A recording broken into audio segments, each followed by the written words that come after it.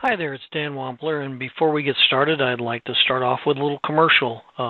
This session is brought to you by me, and what I'd ask you to do is please subscribe to my page, Dan Wampler Infrared Photography. Also, a thumbs up and a positive comment are also welcome. If I can make this page viable, you'll be seeing a lot more of these videos. So just something to think about. Do me a quick favor and subscribe to this channel. Today we're going to talk about mirror images.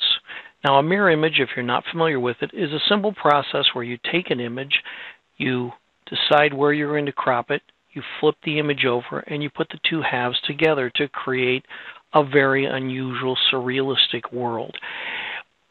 With a mirror image, what you can do is you can take a photograph that you've already done long time ago, turn around and repurpose it into a new type of art by simply deciding where you're going to crop it and what parts you're going to mirror. When you mirror an image, you're going to find that you'll start seeing interesting things inside of the area where you start to mirror. Right where the two parts meet up, you'll start to see things suddenly appear. For example, this one on the screen. You can obviously see an upside down heart right off the bat. Inside the heart, you can see a face. I've had people tell me they see a face here, they see a face here. I've had people show me 2 or 3 faces they see down here. That's a common thing that happens when you start mirroring an image, is you'll start to see faces in the center of the image where it's been mirrored. You'll also see you can start to get unusual shapes that come up. In this particular case, the way that I cut this being part of this tree, and I ended up with this unusual shape right in the center. But let's get straight to it. Let's go ahead and let's mirror ourselves an image. I grabbed this image as an example. It's a nice little beach shot from the Dominican Republic. Got the palm tree hanging out. It's a 590 nanometer infrared image, so we've got the colors we would normally expect once the image has been processed and the red-blue channels have been swapped on it. Now, something that you want to keep in mind before you start to mirror any image. You've got to have a straight image. If the image isn't straight, it's not going to look as good once you mirror it. So the first thing you want to do is you want to make sure, like in this particular case, the horizon being the ocean, you want to make sure that's straight. If it's not straight when you mirror it, you're either going to look like your ocean has a high spot or a low spot. So that's very important. Here's the other thing to keep in mind too. When you're setting up a mirror image, you can mirror it different ways. And by mirroring it different ways, you can get different looks. For example, here's that tree mirrored where I connected them both so they look like they're coming off the same trunk. And here is mirrored where I went the opposite direction. You get 2 totally different looks out of it. Now, let's go ahead and mirror one as an example. I've got an image here, also from the Dominican Republic. Beautiful place to go if you ever get an opportunity. And we're going to make this into a mirror image.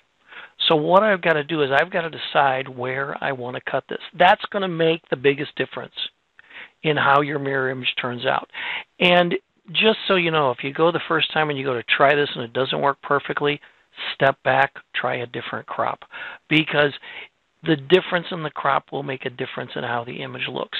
Now with this image here, when I first looked at it, the first thing that drew my attention was this curved palm tree trunk and the fact that it's black. So I'm gonna mirror right off of this area here and then everything over.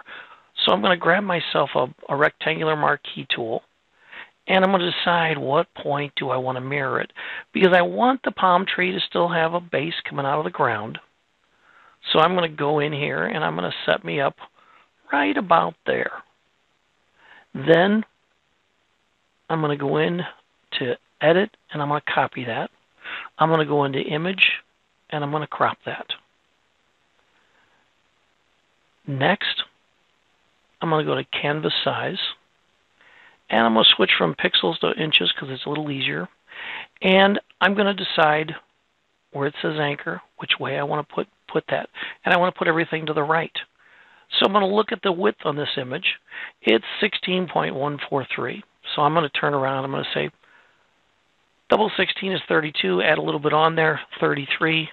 Very quickly do it. And I've got my space added on. I'm going to turn around, get it so it fits on the screen, I'm going to go to Image, Image Rotation, and flip the canvas horizontal. Then all I need to do is go into Paste.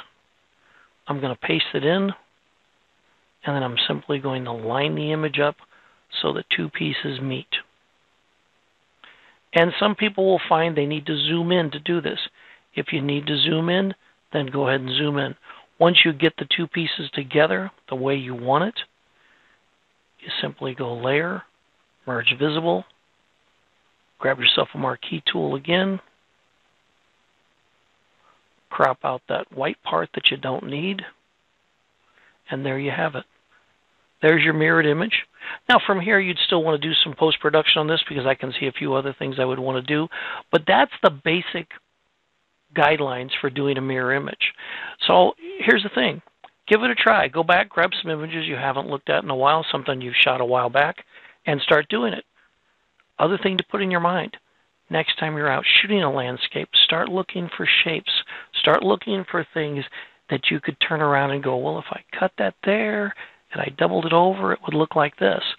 Once you start doing that, you're going to find you shoot some of your landscapes a little bit differently. But that is basically all we have for this one. Once again, thank you for watching, and please do me a favor and subscribe to my channel.